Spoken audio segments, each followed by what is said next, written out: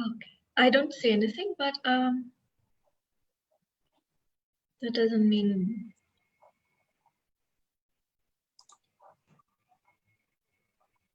Oh yeah, it's happening now. I can see it. Fantastic. O tēnā koutou, ko koutou, kua ahu mai, kua hara mai ki te whakarongo ki a Māua I tēnei pō, tēnei te mihi atu ki a koutou. I'd like to welcome everybody who's joined us here tonight and my wonderful guests all the way from Greece, tēnā koe, pana iota, pana iotaki. Thank you. Thank you, Hina. Thank you. Kia ora. Kia ora. And how do we say, in your language, how do we say hello? It comes from a year, health. I think it's something like kia ora. It's a year. In Greece we say it's a year, and if we want to drink, we say it's a year to your health, to health. So. Okay, well, and kia ora to your health as well. So we tonight we wanted to take this opportunity to share and have a conversation, I think, in terms of exploring Indigenous people to Indigenous people, and was interesting that when Panayota and I were having a conversation, just the insights in the similarities that we do have as cultures.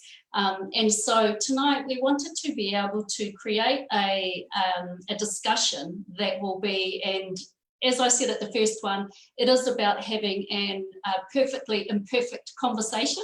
So what that means is that go with the flow, but we wanted to provide ourselves the opportunity to actually explore through culture, ask ourselves some questions. And the topic that we thought we would focus on tonight is around exploring personal boundaries. Now, that's a really important topic, certainly, Panayota, in terms of our own people and as the Indigenous people of Aotearoa.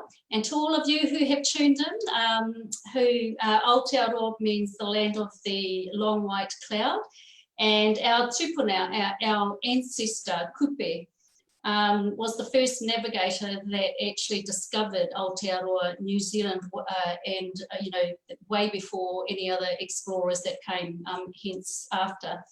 And so Aotearoa means the land of the long white cloud. And of course, if you've been to New Zealand or you come to New Zealand, you will see that we do have cloud. We are a reasonably small nation. We are close, very close proximity in terms of our coastal areas to both land and sea and mountains, and you can actually experience that. And we're a very green country as well, and you might know us if you watch rugby, then rugby is our top game. So we may not be too much good at anything else in terms of sport, but that's our top game. So welcome, and I just want to acknowledge the people of Greece who have joined us tonight, and we would also like to invite all the listeners at the second part of the session. We are going to have a go at, if you have a question that you would like to ask, I'm actually going to have a go at picking up on a couple of the questions so that we can get those answered for you before we actually finish the session. So welcome everybody, and welcome to our wonderful guest. And I must ask before we start, in terms of how are you dealing with COVID? Are you out of COVID? Are you back into normality? We are de-lockdowning right now. We're in the dephase situation. We go out, we're allowed to circulate, and we go for shopping. The restaurants and the coffee shops are open. And this is a bet for Greece because right now it's our summer and our heavy industry is tourism. So it was a very big dilemma. What can we do? And I think it's a bet, and we're going to see how it's working to open. And we had very few problems, and we closed down very soon. So thankfully, we didn't have a lot of passing aways, and mostly of elderly people who had underlying other pathology. But So now we're going to see, in order to save our heavy industry, we're taking this bet, and we are hopeful that it's going to be okay for us. But we are vigilant at the same time. Yeah, so important, and it's really great to hear. Over this side, we came out of lockdown we lose track of time, by the way, well over a week. And so where we're at is pretty much going back to normality, other than internet, our borders being opened. But we're similar to yourselves. We're a big part of New Zealand, particularly where we live here in Rotorua, is largely tourist dependent. And so we found very early that in terms of the economy, in terms of jobs, you know, our tourism and some of our Auckland, Queenstown, Rotorua, heavily reliant on tourism, and we've got a bit of work to do in terms of recovery for that.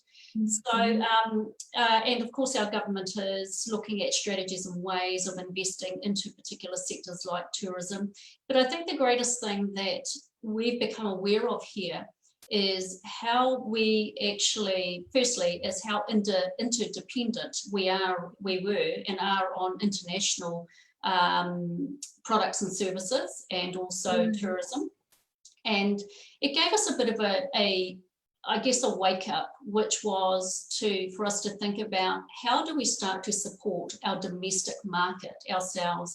And so what we've been doing here, there's been quite a big push on promotion of local businesses, and so, you know, encouraging people to spend money, you know, share the love around, spend money, and actually go out and go to the restaurants, go to support those industries. And some of our tourist industries are doing some quite clever things, for example, looking at how they might be able to utilise their venues and their conferences for conferences.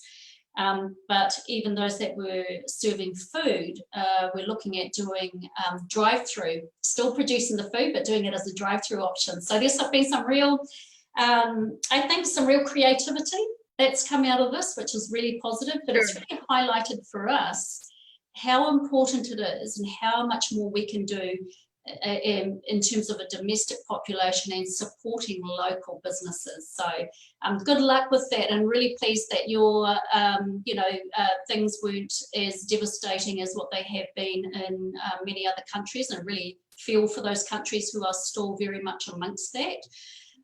So yeah, that's great news to hear that things are heading in a positive direction for you as well.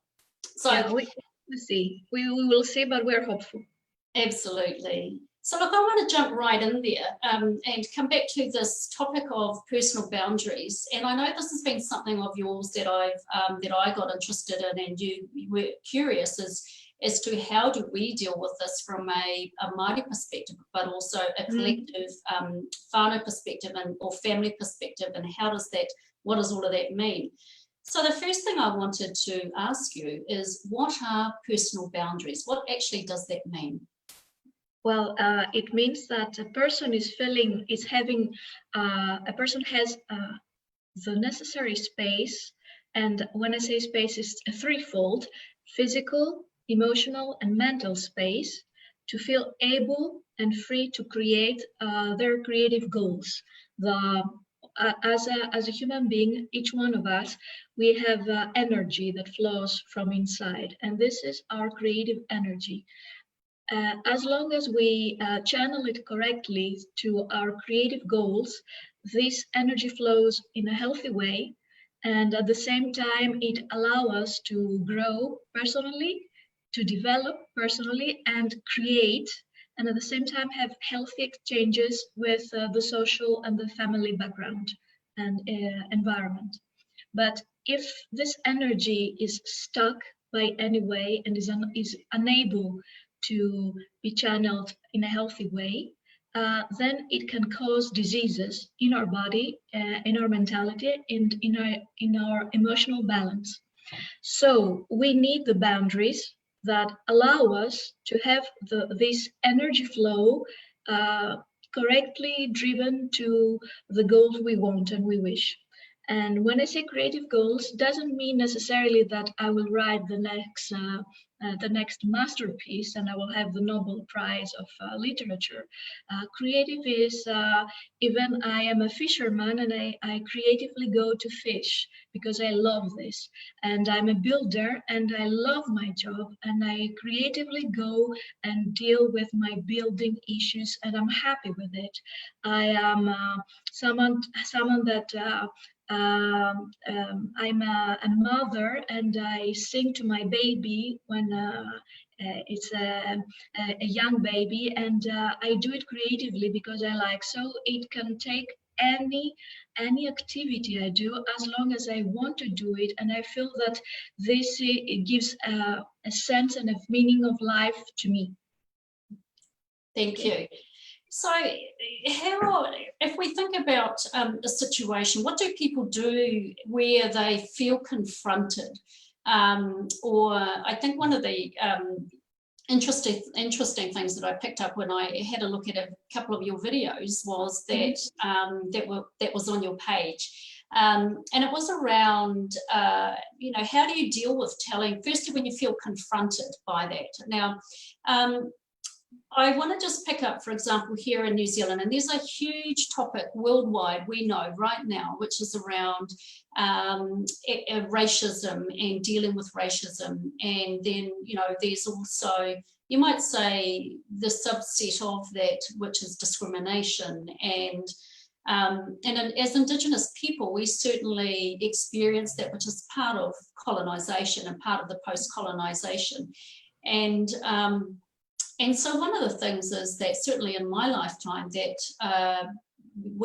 that I've been experienced is, and it's this, if I talk about creativity from as you've described it, is often in organisations, and from my perspective, certainly where I've had the responsibility of, if you like, writing strategy or creating and crafting culture or strategy and culture for organisations so that they can actually improve the way that they engage with Māori people. And often it's a difficult, challenging situation where you're dealing with monocultural, or you're dealing with a dominant way of thinking that doesn't understand perhaps your values, your culture. And there seems to be like, I'd say we would describe it often as ignorance, but there's this kind of piece that where you put your heart and soul into it, or you do what you think or what you believe is the right thing to do within your expertise. And if it's not understood, or sometimes you feel it's not appreciated, there's that point where I have felt that my personal, you might say, boundaries or my creativity has been undervalued. And there's kind of, is that a bit about, is that the same thing as what you describe as crossing the boundaries and feeling confronted by, where you present the best of yourself and the best of your work, but if it's not received in that expert way, then then I personally have felt, or have often felt uncomfortable. And I think it's this crossing of boundaries, or feeling like almost like a diminishing, it's a diminishing of one's work. So how does one deal with those sorts of boundaries, or those feeling of being confronted by that? Now, whether you're in an organization or whether it's personal boundaries, and how do you communicate that to somebody else? That's a great question, Hinama. Thank you for asking it. And while you were saying all that, it was kind of hearing Greece's story, because in a way we were colonized and we were enslaved for 400 years as a population, and by the Ottoman Empire. And I can see how, and I can still feel it as a Greek person, that our way of life sometimes is misunderstood or misperceived by more Western ways of life. And I need, in order to see that, I need to see the historical facts. So probably it's, sometimes we say that the history is written by the most powerful and the winners. And in the long run, I don't know who actually won. Because the technology of the Western civilization came and changed a lot of things in Europe, I mean, and at the same time, when we were enslaved by a more Eastern population, and actually, when we found out as an ethnicity that we cannot be understood, we had a revolution. It was bloodshed.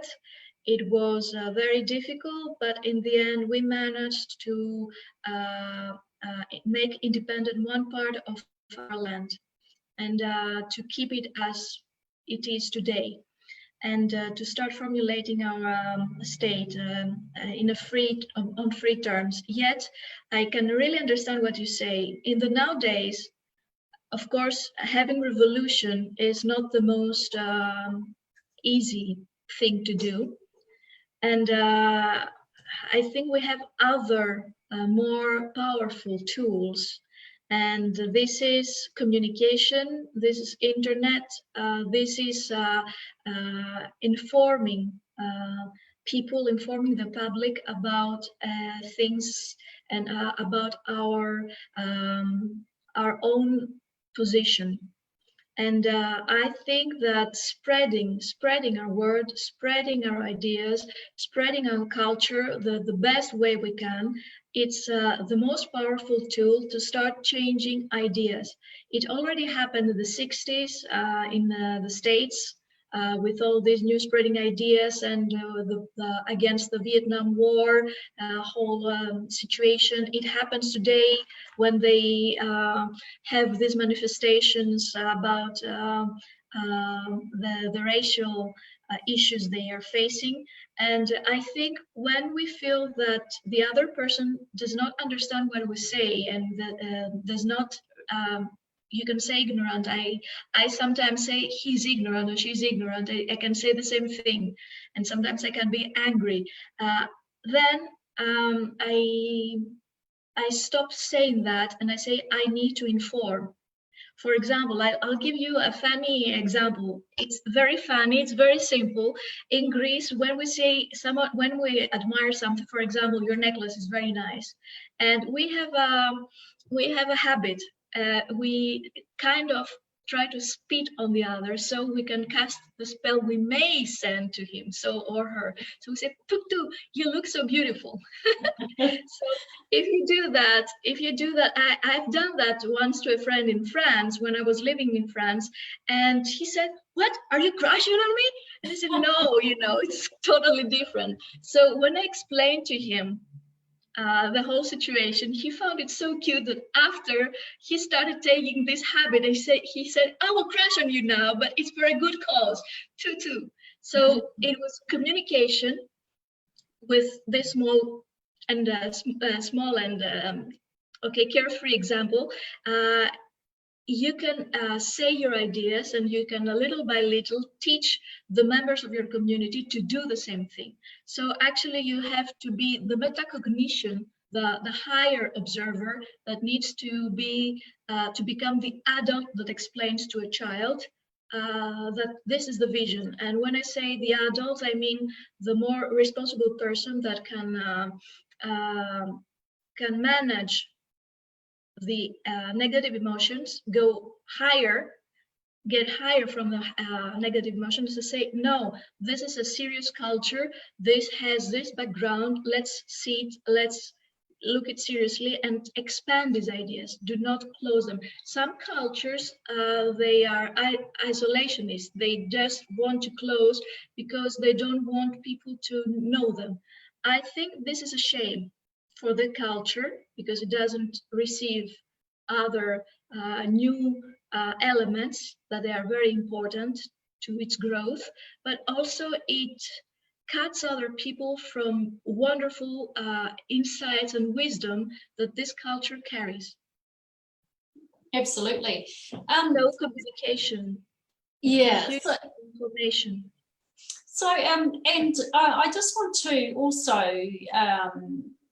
think about. So for all of those who've just joined us, we're talking with our guest tonight, Panayota from Athens, who's also a trained psychologist and a specialist in cognitive psychology, and has studied in this field for several years, both in Athens, also in France, and you've also written a couple of books. So I want to ask you about that a little bit later. But welcome to those who've just joined. So I just want to, I'm just thinking about, as you're talking, these, how we deal with these in a kind of political, or, you know, in a more broader kind of scale. But I just want to drop a little bit down into the personal. So sometimes and we experience, I think, this topic around personal boundaries, and I just wondered how much of this that you might be involved with in your everyday practice. In terms of personal, in relationships, in families. So that's kind of, because that's, to be able to communicate, I think you talked about something really interesting, and that was around the ability to communicate, you know, in a way that people understand what your boundaries are. So maybe a bit reframing of what that is. But I think if we've got to practice that, I think even with our own, you know, do you find that you do much work with inside of relationships as well as, you know, family boundaries? So how does that work in that very personal, and do you come across that much in terms of the work and I guess the focus of your work? Yeah, let's take it even more personal. I work with my personal boundaries every day because there is, you know, personal boundaries are alive. So every day we come up with new circumstances, conditions, and deals. So we have to choose, and that means we have to be consciously active to realize what shape we're going to give in this specific area to our personal boundaries. So are we going to make negotiations about our physical and mental and emotional space in this specific situation, yes or no? So actually, it's not something, a rigid area, and I just keep it like that, and I do not let people go around it or even enter a little bit because I need at some specific moments, or I choose to. According to each different situation, I have to use my judgment in order to choose whether I'm going to have my boundaries expanded or a little bit shortened or loosened a little bit. But I will choose to do that. And it's in the moment and by using my judgment. So in order to use my judgment, I need to have a clear emotional state.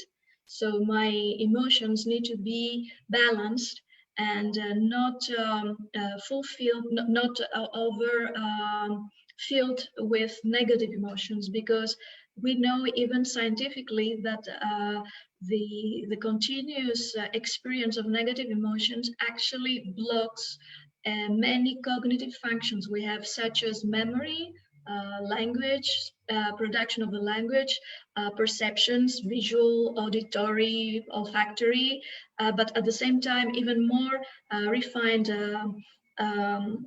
mental and cognitive functions, such as troubleshooting and strategizing and all these things. So that means that when I'm angry, I have a lot of possibilities to choose badly. And by choosing badly, I will proceed to an outcome that is going to be dissatisfactory for me. And then I will be more angry or even sad. So actually, I'm going to perpetuate a cycle of negativity. So you talked about when you're in a point of being in a more emotional state that makes it, you know, where the outcome may not be as conducive or may not be as positive as one wants. What are some strategies that, you know, because people are kind of often caught up in the moment, and how does one become or be conscious when you're in that kind of situation, what's something that one can do when you catch yourself feeling like you're getting really frustrated, or you're feeling you're starting to get angry? Do you have some kind of strategies or advice that can help people, just kind of come back to a place of calm? Or what would you advise to actually steady that emotion so that one can start to then choose about how they're going to respond? Well, it's not something that you do it instantly. It's something that you build. And by that, I mean that most of the times school curriculum doesn't contain emotional education. Many, unfortunately, not in Greece and in many other countries, we don't teach ourselves since the childhood how to deal with the most important asset of our life, that is emotional intelligence. That is the key to our success or failure. And we just don't, we completely disregard it. I think that is a huge failure of humanity. And as an adult, in order to repair this, we need to start re-educating ourselves with emotional education. This is a part of psychological work. And what I personally teach my clients is to start first realizing their emotions, start understanding that we have emotions. I start with the knowledge that emotions are global and universal. That means that a Maori person, individual of 5 years old is able to have exactly the same emotions as a Greek individual of 5 years old.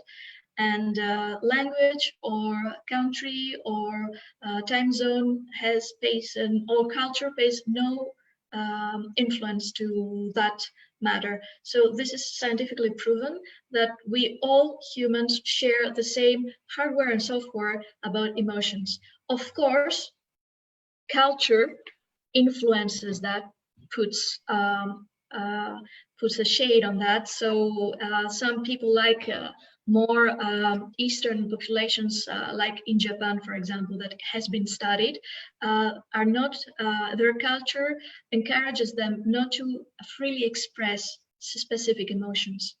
Okay. And there are other cultures like the Greek culture or the Israeli culture, that we allow emotions too much. So if you come to the Mediterranean, you're going to see people moving their hands and heads and speaking loudly, and probably you're going to think that these people fight with each other, but chances are that they actually say something like a joke and they have fun with each other. And for Westerner people, this is shocking. So for us, it's the daily life. And so it's important first to understand that we all share emotions, learn how important emotions are for us. They are our radar. They are our compass about things. So we need them. They're important. They are the messengers that this situation of the environment is good or is menacing to our well-being. And then they tell us specific details. If we start decoding those details, we're going to have a full manual of what to do with the environment or with our interaction with the environment. So if I'm angry because someone is parking their car on my parking lot, then I'm angry. If I realize that, or if I start realizing that in the first 3 seconds, because an emotion actually is energized, is activated in 3 seconds, and maximum gets 30 seconds. So after that, it's ended. It has no reason to continue. So if people feel continuously angry, that means that they have an angry mood and not an emotion anymore. That means they have accumulated a lot of negative emotions, and actually all their ideas, all their cognitive function is filtered by this anger, which, as we said before, is bad news for their decision and their judgment. And if we explain all these technical facts to people, and we say that you can feel your emotion at the first 3 seconds that it occurs, because emotions are invisible. They're like gas. And if you do not put perfume on it, you do not understand that this is gas. Okay, it's odorless. So emotions are odorless and shapeless and colorless. So what they do in order to be understood and to be seen is that they pass through our body. Our body is the vessel that shows them. So you have stomach cramps, you have hypertension, you can have a feeling of chill, or you can see a lot of symptoms. And people sometimes do not hear those symptoms. They do not pay attention to those symptoms.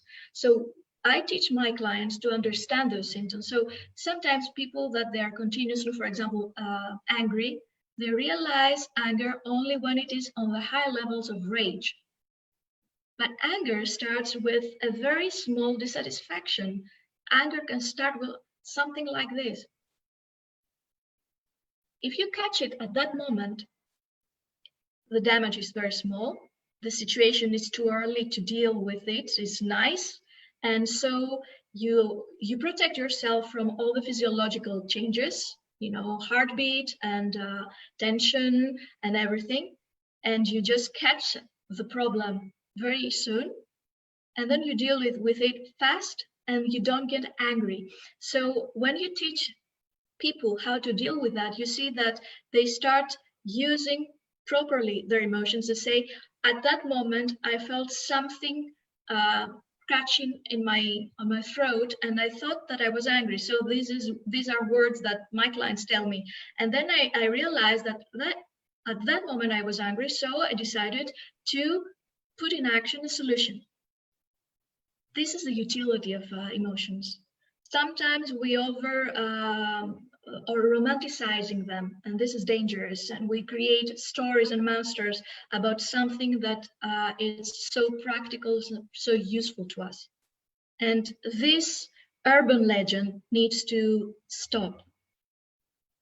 So is it about the encouraging?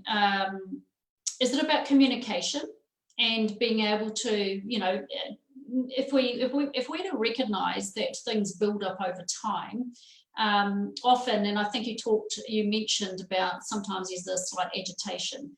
And obviously, if you don't, and if we don't speak what we're feeling at a particular time, then the next thing happens, and the next thing happens, and you get a building and a building and a building. So, well, building up of emotion, and which then could end up being more explosive. Is it then?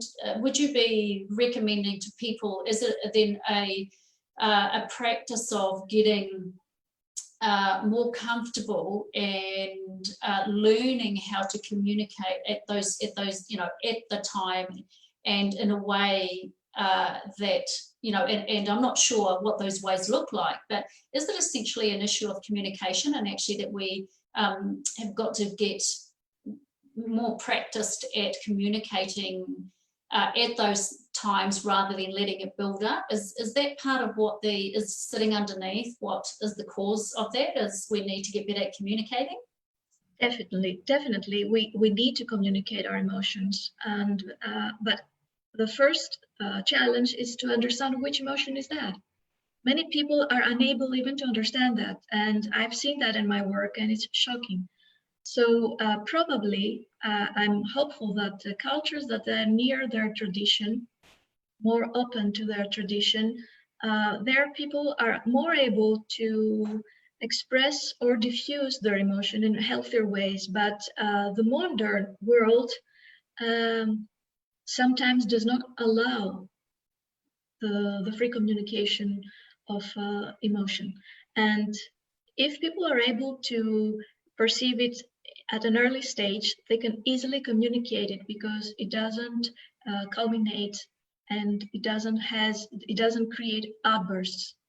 So when you have outbursts, probably you're going to start accusations, you're going to start, showing the figure to the other, which actually creates defense and a stonewalling. Instead of saying, what I've heard. And when you say your emotion, you use only the I thing, I person. Not you made me angry. I hear that a lot of you made me angry or you frustrate me so much. In Greece, that's a mother always, she's frustrated by the child.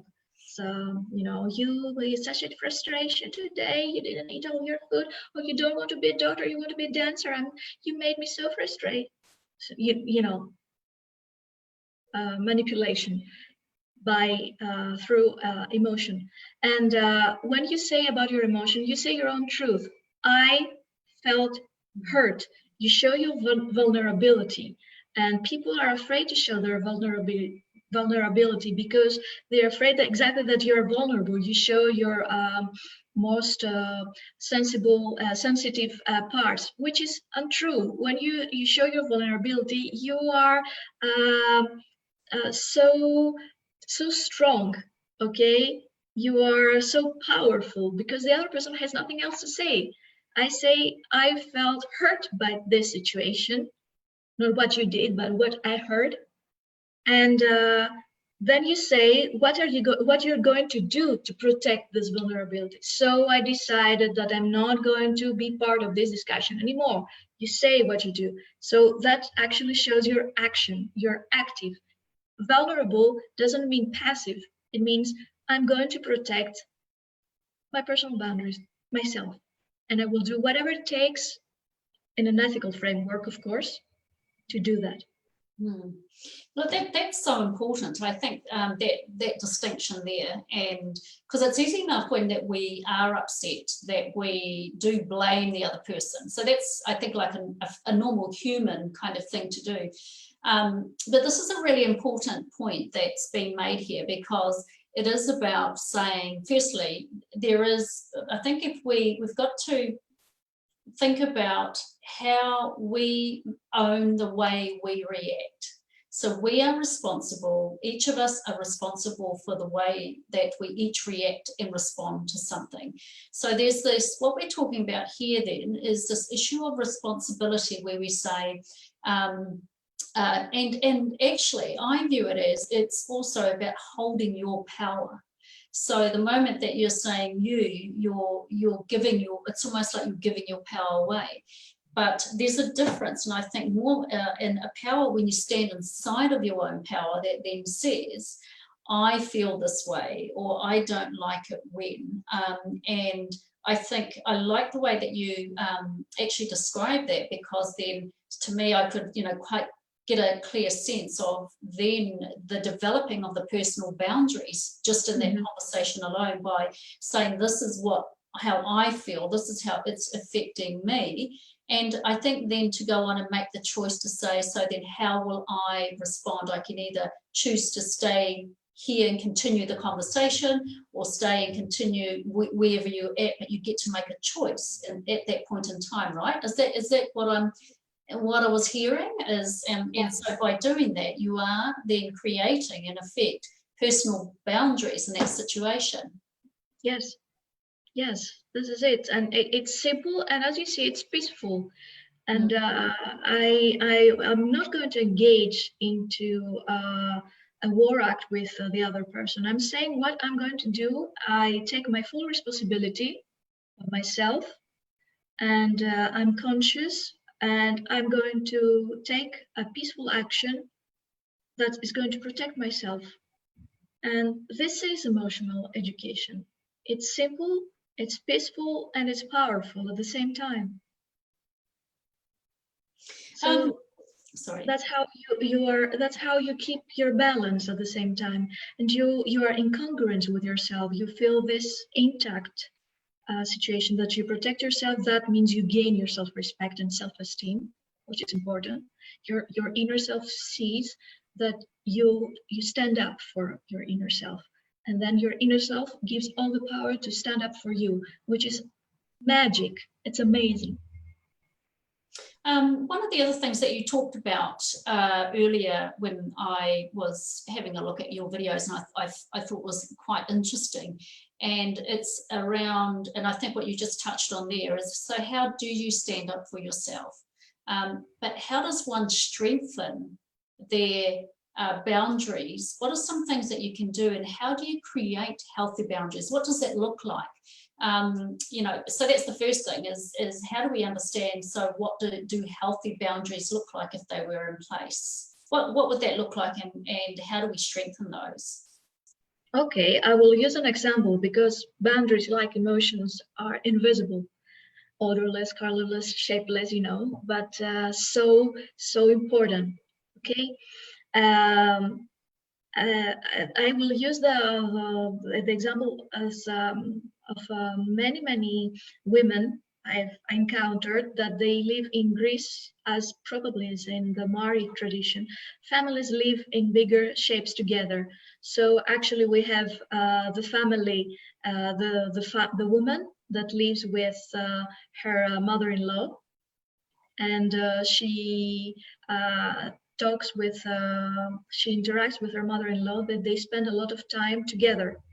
But sometimes, I don't know if that's something happening, if this equivalent happens in your tradition, but in Greece, especially in more rural areas, this is even today the reality that we share share life with our in-laws. What is something very usual in Greece is that the parents build a house, and then they build floors, and so they count that I have 3 kids, 3 floors, and so everybody's going to live on the same, building. And there is a Greek tragedy happening every day because they start controlling. There's the power play and everything.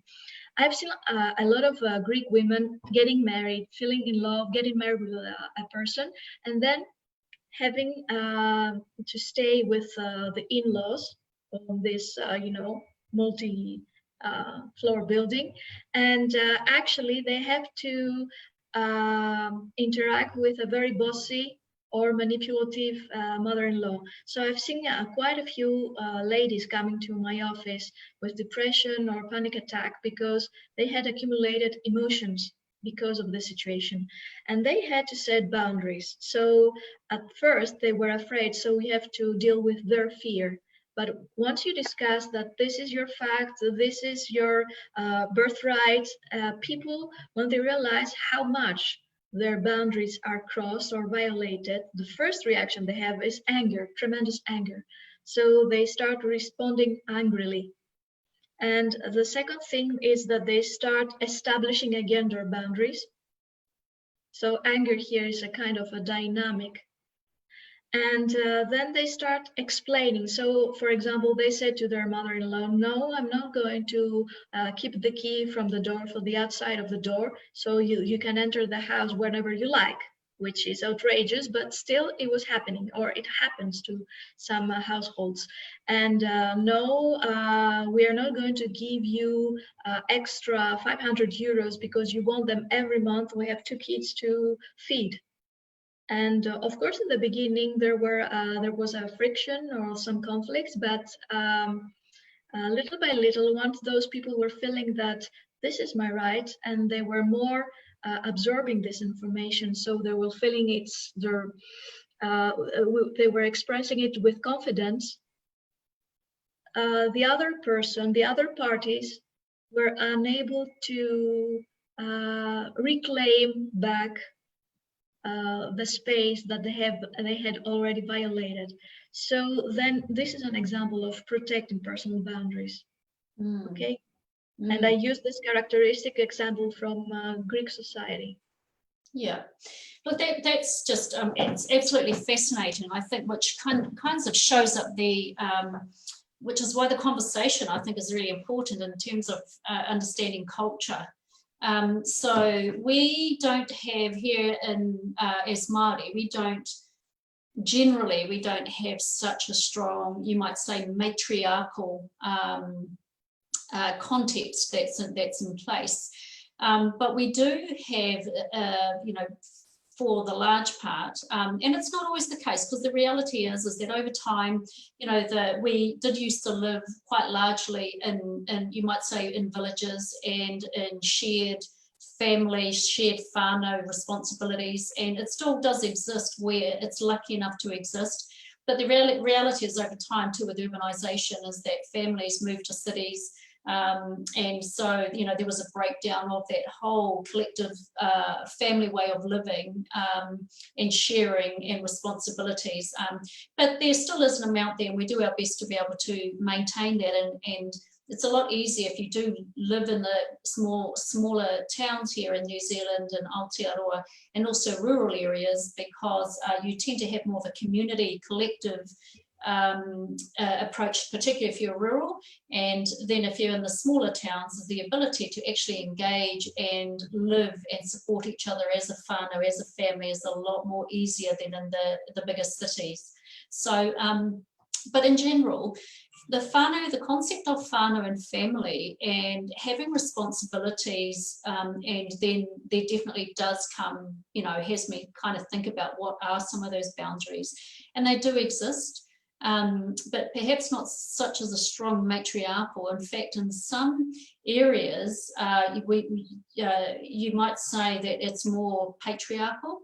And if we look at where our culture, and we certainly what we are striving for is the building and the strengthening of our culture and our language, and our te reo Māori language. And we've had to fight for that and actually rebuild that over the years.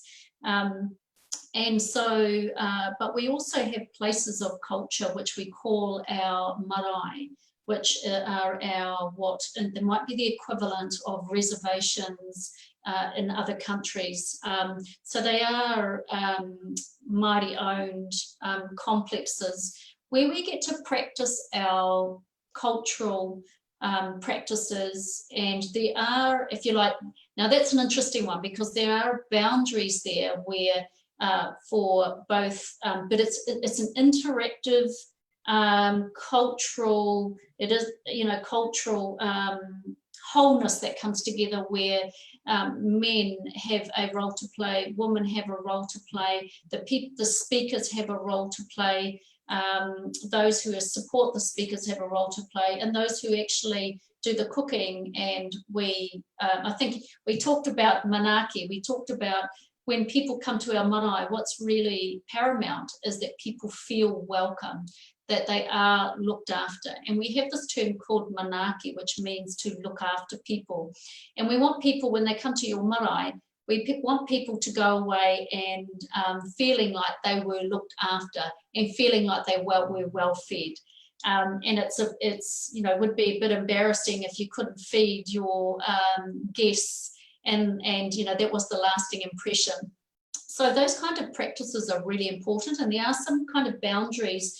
And in some areas, because there are protocols that we seek to maintain in terms of cultural protocols, there, you know, sometimes in some areas, you might say the patriarchal dominance can be more prevalent, and then in other areas a bit more the matriarchal. So we have a cultural kind of some boundaries within our cultural practice or observations that we are aware of observing. When it comes to the home, so definitely, and then we do interact as almost like, we call them like sub-tribe, we call them hapu. So you've got the multiples of families that where we share responsibilities, and you know, there are those natural boundaries that take place. So what that means is we may not necessarily always live with each other, but it's not unusual to have extended family or families still staying together. You know, my family as an example is that we've got grown up children, and now we have our mokos, our grandchildren. So we live together, and you have to find, you know, you have to respect each other's boundaries, but we all have different boundaries, and so working through that is, you know, definitely something that we as families and Māori families definitely have to, you know, do have to figure out. One of the things that I find quite interesting though is how, so here we also have where we call, you just reminded me of where we have what we call older siblings and younger siblings. So we call that, the older is tuakana and the younger is teina. Now these boundaries that they are observed from a family perspective, it's probably not dissimilar to maybe what you were describing in terms of expectations with, you know, mother-in-laws, and but definitely there are observations and expectations to be observed. So for example, the tuakana, the oldest, is there's a lot more responsibility too that comes with the tuakana, the older, in terms of having responsibilities for the younger. And then similarly, you know, the younger has a responsibility, you know, within the family. So there definitely are those sorts of boundaries, or whether they're you know, not so much unspoken, but you know, that we do practice and to be observed, and you know, in the different relationships and different kinships that we have. And so yeah, we definitely do, you know, in the extended family, and some people are moving back to trying to have more of a collective way of living, building houses next to each other or buying blocks of land, because I think firstly it is getting a lot more harder to survive, and it's a lot more expensive here for young families to just get ahead. So but even if you think about the power of collectivity, and you know, why have 5 mowers you know, to mow your lawn, when actually if you could have 1 or 2, you know, and it saves everybody on costs and things. But there's also the value of coming back to raising children as a village, where, you know, once upon a time when during my parents' time and grandparents' time, where you were living, and there still are some settlements that are still quite fortunate, because it still exists here in New Zealand, but where you lived, there weren't fences. You just could walk between the different homes and properties, and the kids just you know, ate at one house and then moved to the next house, and then you always knew that they were there. So it was the ability for children to be raised by the extended family, but in their different, not so much in, you know, 3-level type houses, but definitely in homes next to each other. Some people have been trialing new housing solutions where they have, you know, to building larger houses to house extended families, and you know, no doubt there will be some of those kind of boundaries and protocols that would have to be put in place with that. Yeah. So we very much do have similar, you know, similar I think practices or ways that we live as extended family, that we have to try and work out, you know, what are those personal boundaries, and how do we observe tikanga, how do we observe tika means what's, you know, what's correct, the correctness and protocols, because tuakana have a place, taina have a place, just like, you know, our kaumātua, our elderly people, very much, you know, we always talk about looking after our kaumātua and our mokopuna. So our elderly people and our children, the reason we in between are here. It's our job to look after, you know, both those, that range. So very dear, you know, definitely very dear to our heart. And I guess if it was, you know, and look, when our old people say something and they tell us to jump, all we do is say how high.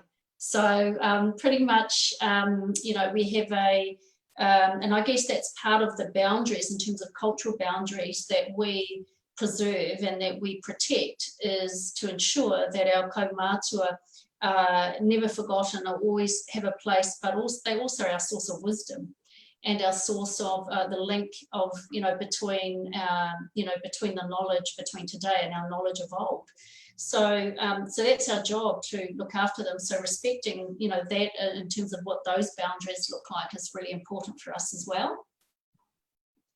Well, what you said, the way you described your family, it sounds familiar, and about especially tuakana, the elder brothers, and the tana, the youngers. The people, actually, the children, that they are in the neighborhood, and the neighborhood actually is comprised by families, by uncles, aunts.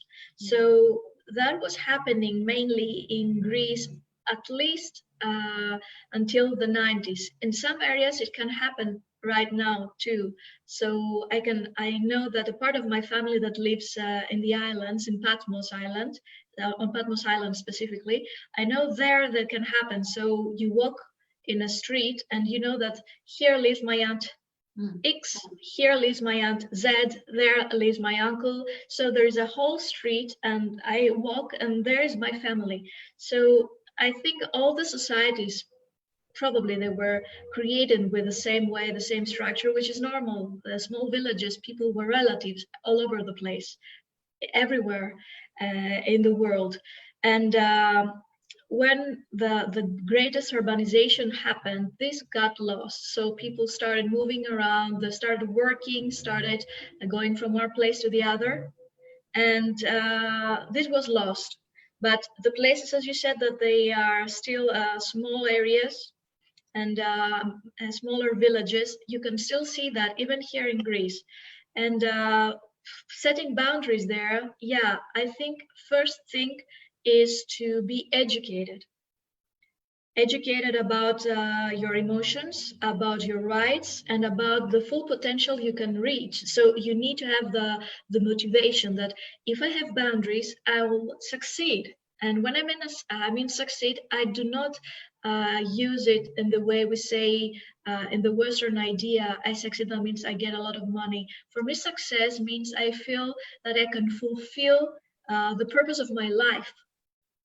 And that can be I succeed, I have a successful family, I have a successful meditation routine, I can succeed, be a good friend, a good social member, I can have the work I really love or the hobbies I really feel I want to do and that I really want to express.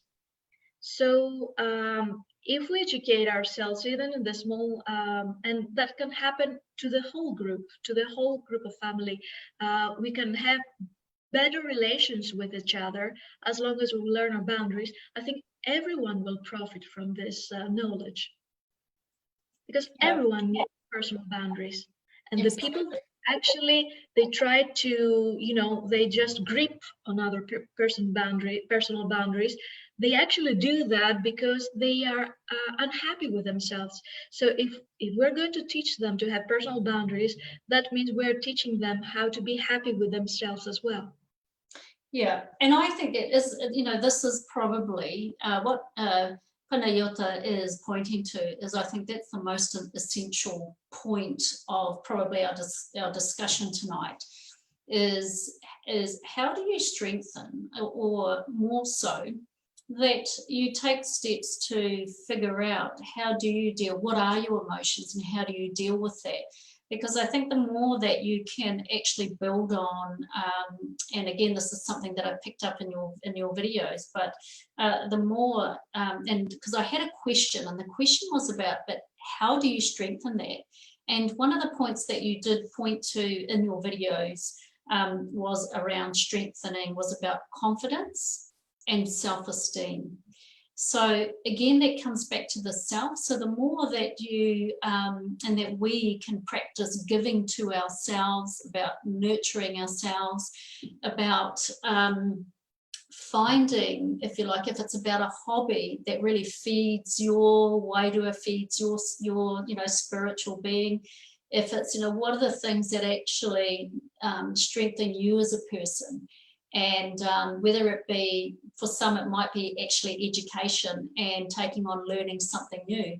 Because what's really important is that as human beings is we get a lot of satisfaction out of growing. And when we're not growing, if we're stagnant, you can only watch Netflix for so long. And I did lots of Netflix watching during lockdown. And, you just get this feeling of being stagnant. And the stagnant happens because you're, one of the reasons is because it's like you've got to be growing in some way. So I think if you can find ways, and Panayota, you might have some ideas around how people can, but the two things I really picked up strongly was building self-esteem and confidence. And when you start to strengthen those, the way in which you, because it actually comes down to how you view yourself. And then, and the stronger you are in yourself means the stronger you are in your ability to actually deal with your emotions, to communicate what's important to you, and to stand, I guess, really firm in your being and who you are. So those were two things. Are there any things around those two particular pieces of, I guess, gems that I picked up that you would add to in terms of how people can strengthen that? Well, we need to say that during the process of teaching ourselves how to empower our personal boundaries and reestablish them sometimes, we will have a lot of trial and error.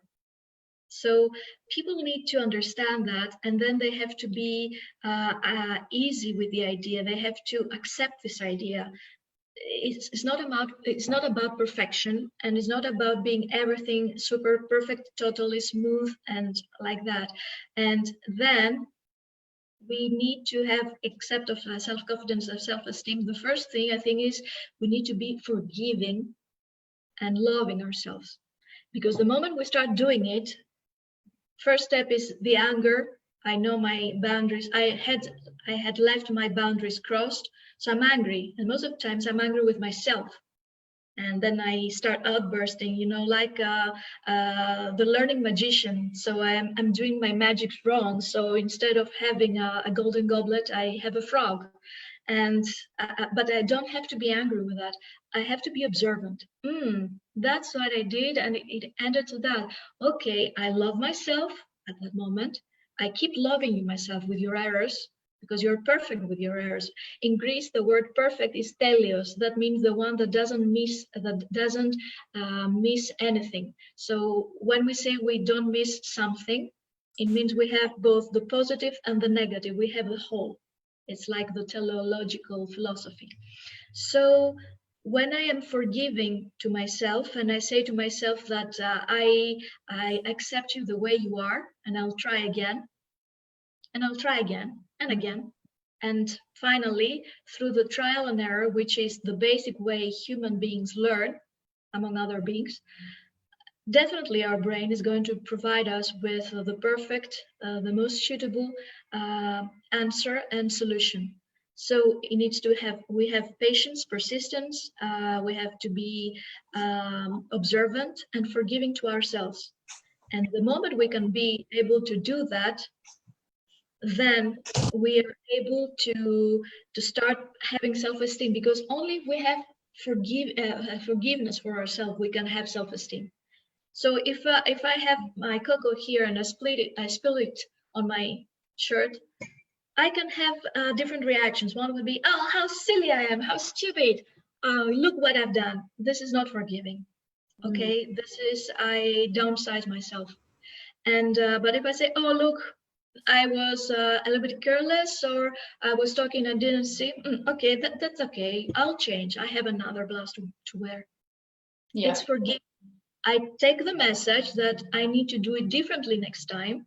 So I got the information from the experience, and I use it with the most forgiving and loving way to myself. And this has the best result. Yeah.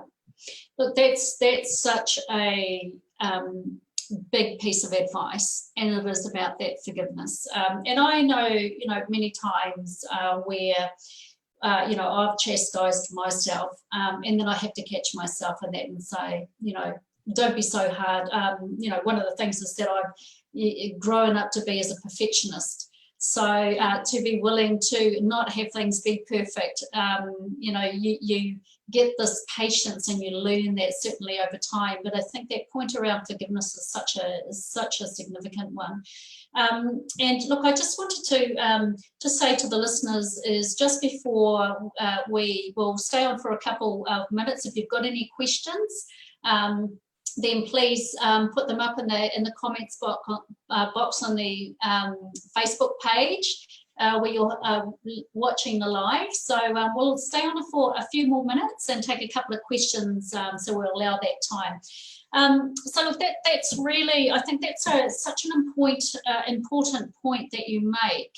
And I just was, thinking about, I guess in terms of the self-esteem, are there any particular strategies or tools that you would advise people to start working on?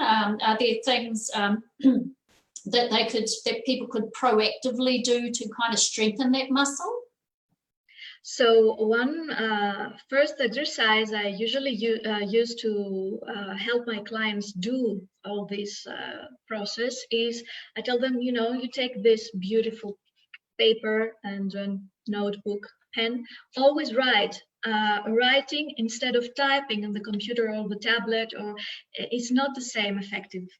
It doesn't have the same effect, and this is proven. Okay, so we need this proprioceptive and sensory motor movement in order to put these ideas on our brain in a better way.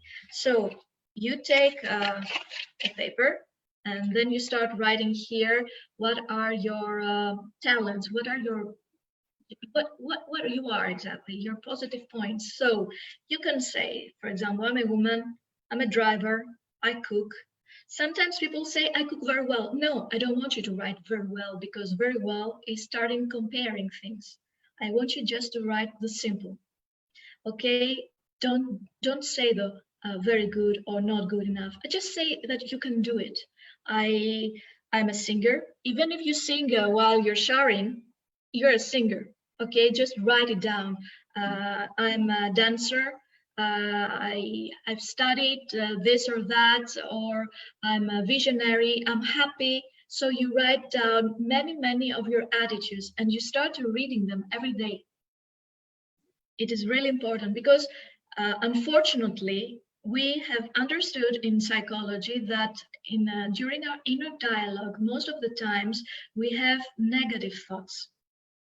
And we actually say, oh, how silly me. Oh, this is stupid. Oh, I could have done it better. And these are inner dialogues that they are so imperceptible, we do not realize it. We just do it unconsciously. And we want to change that, because these inner dialogues actually, they create a rotten background for our confidence. So we actually want to use the visual information, which is very powerful, and the conscious one. That's why we have to write it by our hand, in order to say, look, I'm clever, I'm happy, I smile, I'm beautiful, I dress well. Okay, there are some clients say, how will I say I'm beautiful? I say, I'm sorry, but all human beings are beautiful. Like I don't know any human being who is ugly. I'm sorry. So if you don't feel it, that means we have to work with it. But you're beautiful. You have to accept it. I'm sorry. I love that, and I love that you reminded us around right in front of me. I have one piece of writing. I have another, and I've got another kind of pad over here. Yeah, I love my notebooks. Yeah, but I just love what you just said there, because I think getting back to that connection, it was only something that occurred to me only as recently as a few months ago, and I was listening to somebody else broadcasting, and I think it was around the need for journaling. And what they were encouraging was that you, like you were just saying, is that you write it down. And it was kind of like a moment where I thought, what's the difference? It's like, get it out of your head, put it on your computer or wherever. But I'm really fascinated by what you've just said, and that whole connection between, I guess, that understanding and the sensory around that's connecting with your emotions by writing. And that's quite a fascinating thing, but it's an important thing. And so it occurred to me as to why people who are, leaders and successful in their own fields, that they actually do a lot of journaling. So but now that I understand even that it's a sensory, connection thing, that, that helps you to connect the self to that, is really fascinating.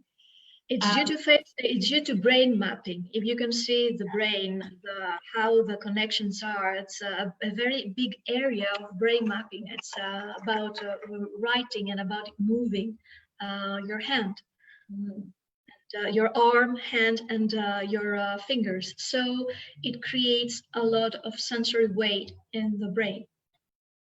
Yeah.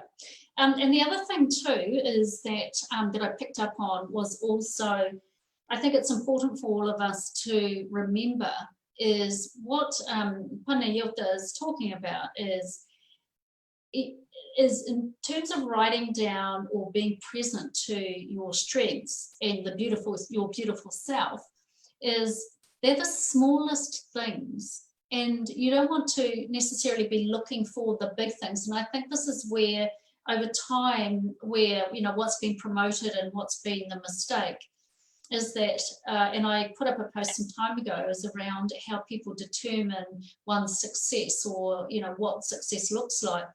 But in fact, you know, success looks like, and what it comes back to is actually acknowledging all of the things that you do, and it doesn't have to be huge. And then the fact that you do smile. If you smile, you know, write that down.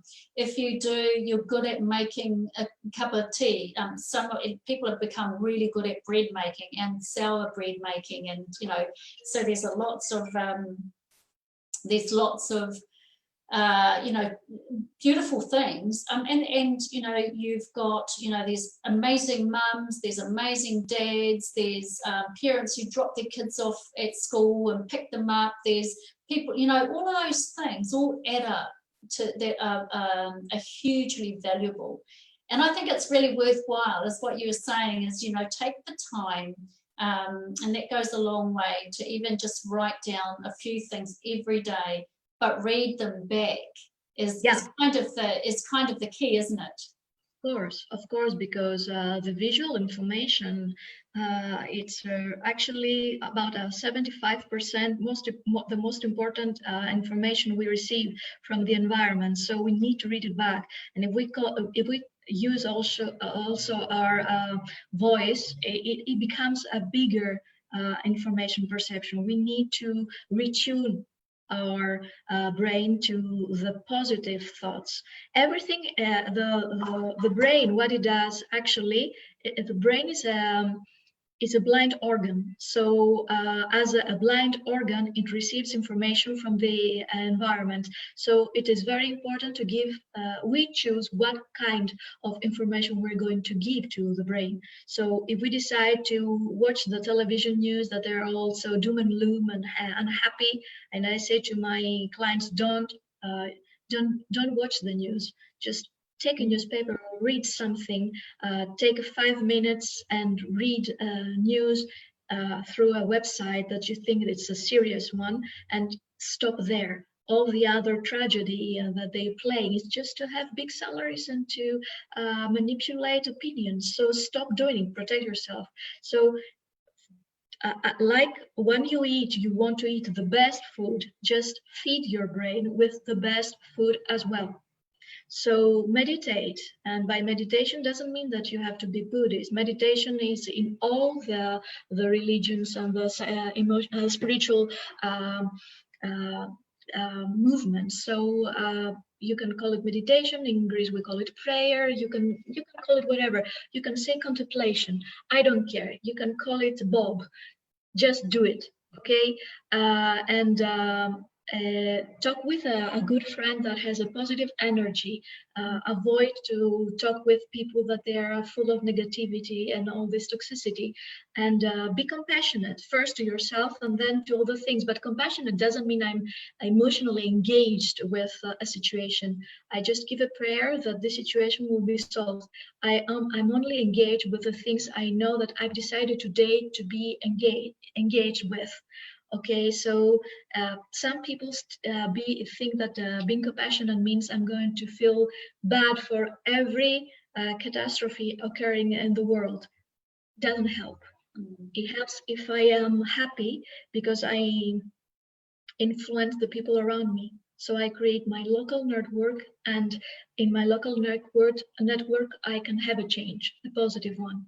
Yeah. So there are things we can do, and the best thing is to do it in our neighborhood first. And if our neighborhood has the good results, then it can have beautiful exchanges with the next neighborhood, or the neighborhood in New Zealand, for example. Okay. Yeah. Look, I think on that note, and that's all, really good advice, but I think important one, and it's around how you surround yourself with the right positive messages, with the right positive energy. And I think it's also, you have to be brave at times and be courageous to recognize when you are in that, and it takes a bit sometimes to step outside of that. But I would, definitely, say to reach out to things, to messages that are positive, to, if you're online, to websites, to information that is positive, to friends where your conversations are positive. And I think, building that positive energy around you makes quite a big difference. So you've given some really great advice there. I was just going to, I haven't seen any questions come through on the site, but if anybody, if you do have think about some questions that you would like for us to answer, then you can either private message me or Panayota, and or put it on the Facebook, and then we will answer those. But you've given some, quite amazing, I think, context and advice around, around boundaries, and some practical things that we can think about. And I just wanted to say also that on the journaling, so we talked about meditation as well. So one of the challenges is that I put out last week was to invite people to have a go at meditation, and we said perhaps 10 minutes, but if you could do 2, if you even could do 1, it's actually the intention of starting the practice. And when you do that, it start doing meditation, it brings you back to your breath, you set your intention right. And you can do that throughout times of the day. Even when Panayota was talking about when you do catch yourself getting a bit frustrated, or you're getting a bit angry, that's actually the time where you just take to still your breath and come back to your breath. And you can even do that when you're in those moments, and it takes a bit of practice, but if you intend to do that and you work at it, it gets better, and they do become part of what's going to get you through those tricky situations. So what we did is I put out that challenge, and I was going to give away one of these journals now, because we just talked about writing things down, so I thought it reminded me about I needed to send one of these out. So this is going up to Ngāti Hine, up to the Taitokerau, the Northland area, who made a comment, and I hope that she gets some lovely, she'll know who she is, but she'd be embarrassed if I said her name. But I hope that this brings a lot of joy and will help with the whole discovery, and it's pretty exciting when you start to get conscious about yourself. You get curious, what can you do, what can you do different, what can you do better, but how do I get to be a better version of myself than I was yesterday? And that's what this is all about. So my dear friend, I would like to just really thank you for sharing with us here in Aotearoa, New Zealand, with the Māori people, and from our iwi, from all of our iwi here. I'd just like to say thank you, kia ora, and wish all of you and your family and your people in Greece all of the best, and obviously keeping safe, but to be thriving. And as we reset the dial, and also I look forward to being of contribution where I can, and if there's any further I guess questions that you might have of us that we can help in your work, in terms of the work you're doing, which I just want to applaud you as well, which is reaching out to other cultures and understanding what do boundaries look like. And I think one of the things that we talked about was, I think you were fascinated by around how I talked about whānau being part of my personal boundaries, and then my culture, and actually going back to my marae. And so I thank you for asking me about that, because I think what this does do and has done is opened up the ability for us to have conversations across the world, but to understand what are we doing, but how do we also share our thinking and broaden the conversation, and even on some of the issues that are quite challenging and big for all of us today. So thank you for this opportunity and for joining as a guest, bringing your expertise. And I would just like to then finish off with a little karakia. And so this is the acknowledgement of our relationship to the Sky Father, to the Earth Mother, to our environment.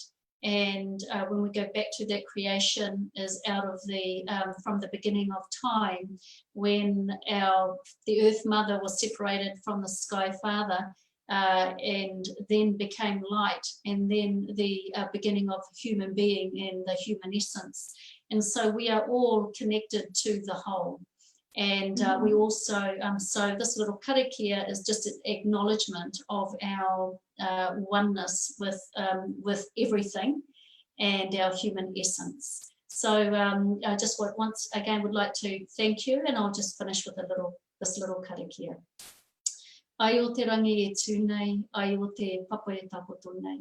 Ai o ka whi tikini ki tēnā ngākau ki tēnā whatu manawa. Kia mau, kia u, haumi e, hui e, tai ki e. Kia ora. And we'll catch up again soon. Thank you, everybody. Have a lovely evening. And coming into a good weekend, we have a lot of, it's raining here. So Ranginui is raining down on us, but nourishing the earth and giving us plenty of water, which some of the areas really need. So upon that note, thank you all for joining. Thank you, my dear friend. And thank you very much. Kia ora. Pō Mārie.